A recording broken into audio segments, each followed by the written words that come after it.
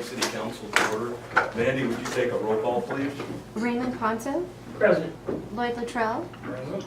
Kent Miller, Present. Lee McMillan, Present. Tony Dienwer, Yes. Andrew Graybon, Present. Matt Audie. Thank you. If you'd stand with me for the invocation of the Pledge of Allegiance. Sure.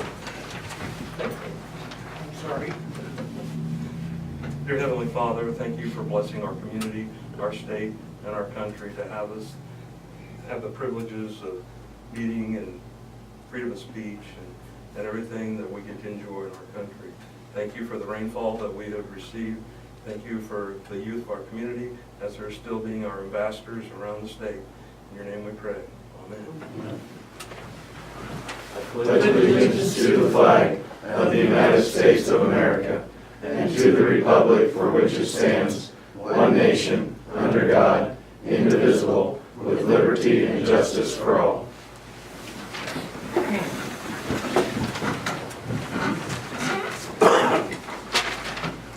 I'd like to start off the evening saying a lot of positive comments about doing Court Street. And I think it's a great project that we finally got around to doing. And I think our community is really going to appreciate it. It's just the beginning of many more, we hope. Andrew, do you have anything?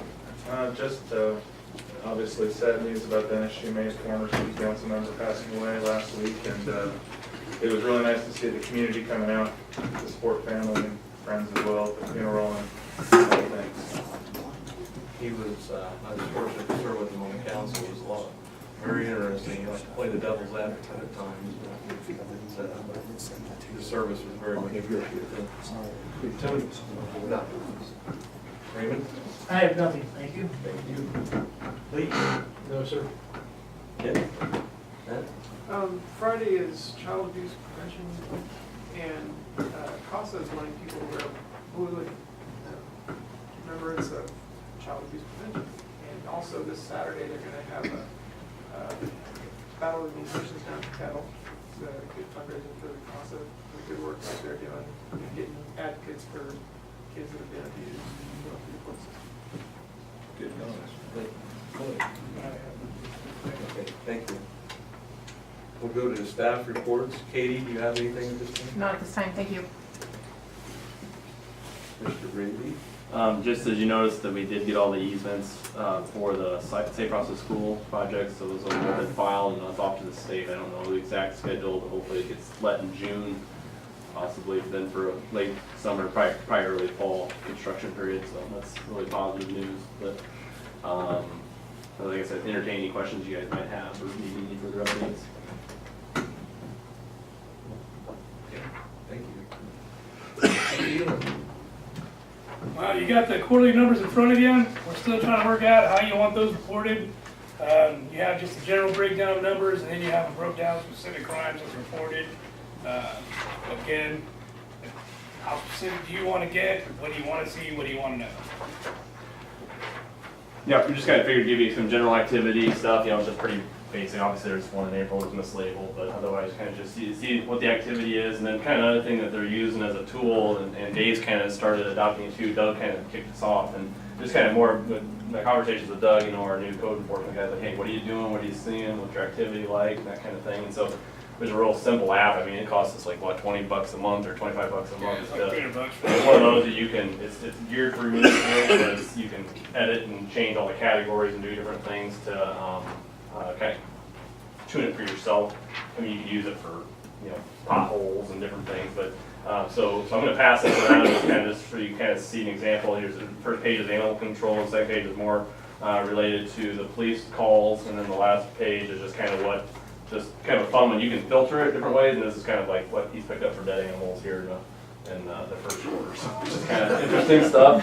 Well, I don't see the guy a whole lot, so seeing the map and all his activities, I can. And that's what's really nice. If you guys are asking, and residents have, I actually have this app on my phone, and I can pull it up and just say, hey, what are you talking about? And they're like, oh, this, weeds or something in my, something, and I can filter it and find all the green dots, say, oh, yeah, it looks like he's on, there's pictures, there's updates of what the status is. So I think it'll be really, we're just kind of test running it, and Dave, instead of using some big fancy expensive software for police, we're just kind of morphing it over for them a little bit, and And the guys, I don't know if Brianne or who's doing it, but they're kind of basing it on And reports. Anderson, she does and- our reports, so we can kind of look for, patrol areas where we're having the highest concentration of certain crimes. Just for fun, you kind of pass around just so you kind of know how we're working towards, tabulate stuff a little bit better and kind of visualize it a little bit, especially on the code enforcement side, so. Okay. Sorry, they sideways. Just out of curiosity, the dots that we see here, Yes, sir. what's the time frame? Is this January? January through March. So that is just First these quarter. three? That's just the first quarter, yes. Okay. Yep, good question. Yeah, and each one of those dots, you could click on it, it would tell you, especially on the code side, what's It going would on. tell you what it was, where To it be was at. served on, or what the status is, so. Okay. Be interesting. Looks like our next item is Economic Development Director report. Let's see. Yeah, Heather's sick, so she must have that. Are you giving her a report? Everything's going great. She is tackling a lot. There's a lot going on right now. We had the first impressions thing. I don't know if we talked about that. She may have talked about that a little bit. I kind of said, yeah, let's go for it. So our sister city is going to be Clay Center. So I think we've already notified a few people from our community. They're going to get trained. It's going to be real nice. I mean, I think K-State Extension, I don't know if KU is involved. I mean, there's a couple of big entities involved to kind of help guide the process. So I think they'll be getting trained on doing that through May and June, I believe. And so I think Andrew, I think you're on it. So that'll be a really good thing. She has also potentially, we'll bring it on, so April 18th, we'll bring that for approval that we want to really officially participate in naming these people.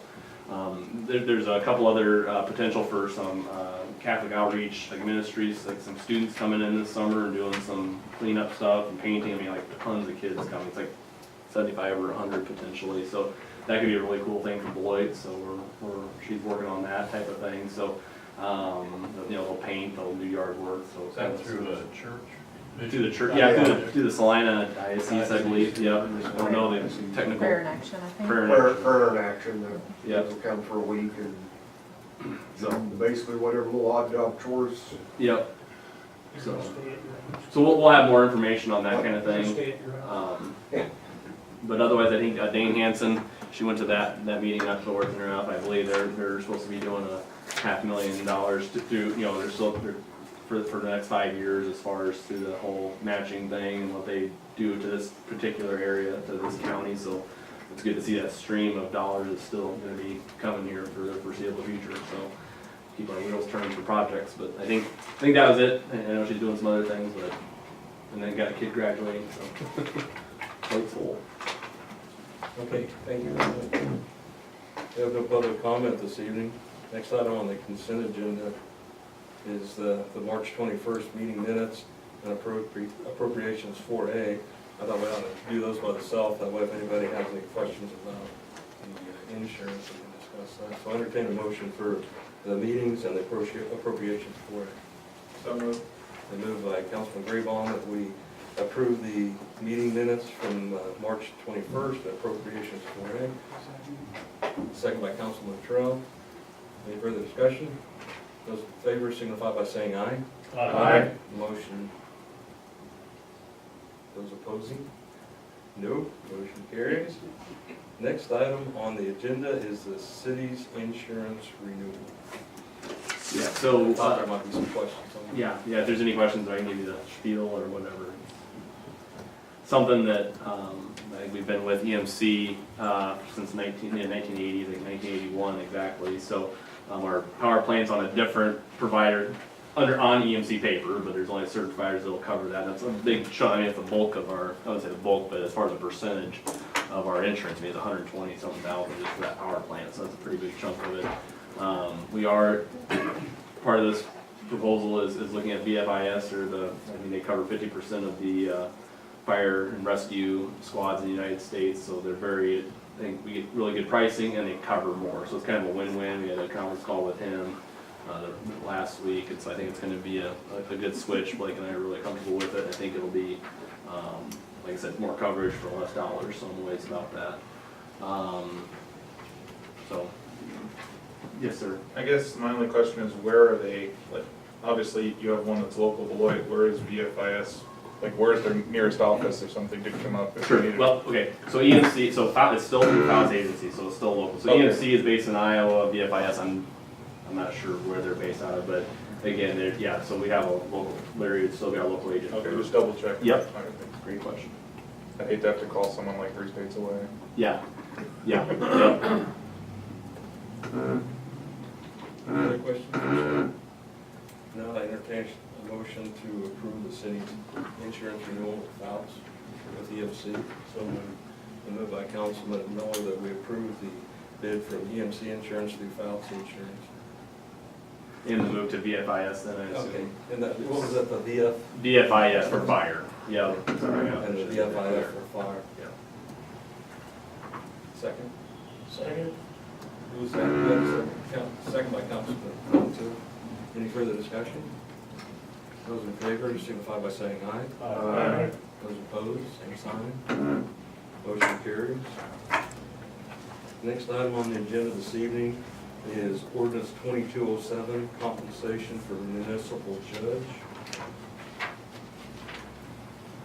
Any questions or comments for staff on that?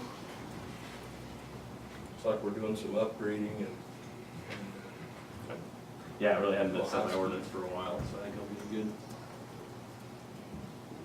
entertain a motion to approve ordinance 2207. So moved. Been moved by Councilman McMillan to approve ordinance 2207, compensation for the municipal judge. Have a second? Second by Councilman Gingler. Any further discussion? No further discussion. Those in favor, say aye. Aye. Opposed, same sign. Motion carried. Next item on the agenda is resolution 2017-4, the mayor appointment.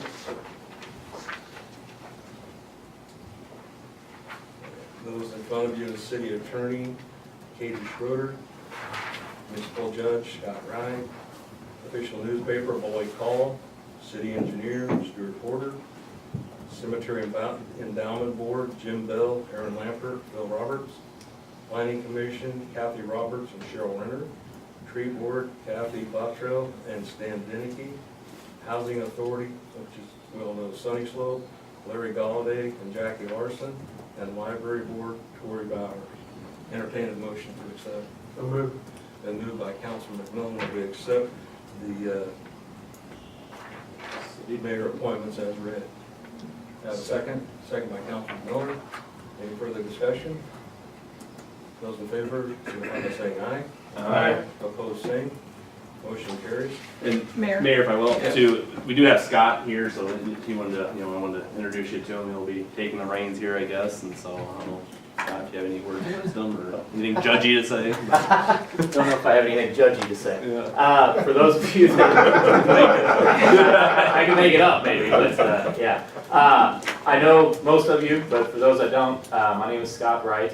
I've been here in Beloit since 2012. I have a law practice over on Main Street.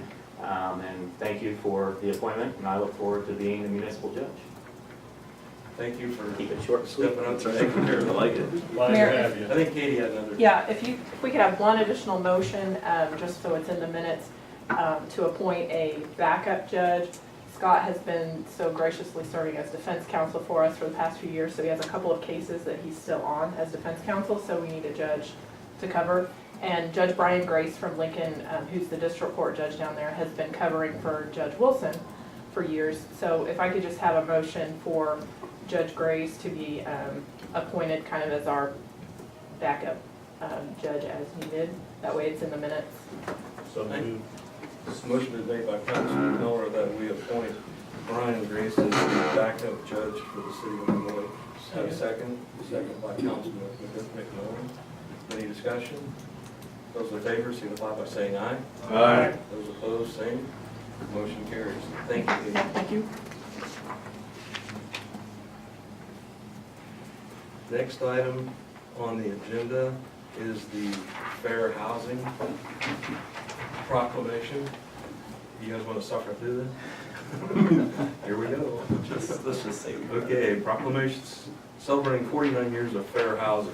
The city of Beloit, whereas the Congress of the United States passed the Civil Rights Act of 1968, which Title 8 declared that the law of the land would now guarantee the rights of equal housing opportunity, and whereas the city of Beloit is committed to the mission of intent of Congress to provide fair and equal housing opportunities for all.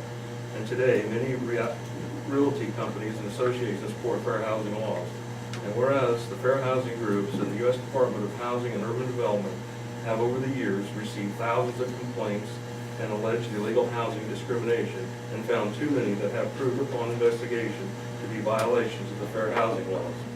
And whereas equal housing opportunity is a condition of life in our city that we can and should be achieved. I, Mayor of Beloit, on behalf of the citizens, do hereby proclaim the month of April as Fair Housing Month, has expressed the hope that this year's observance will promote fair housing practices throughout the city. Okay, entertain a motion to approve that. Been moved by council. Do we need to move it on this, or just? Because it's an action. Yeah, might as well. Those in favor? I need a Never motion. overaction. By Councilman Gizmo that we approve the Fair Housing Proclamation. Have a second? Second by Councilman Ponto. Those in favor say aye. Aye. Opposed, same. Motion carries. Okay. This is a big one. Selling a fire truck. Looks like we got $17,000 out of our fire truck. I mean, that's pretty good money. About a fourth of what we paid for it, and 30 years ago, so. So moved. Been moved by Councilman Graybon that we approve the selling of the 1985 fire truck to the city of Mankato Volunteer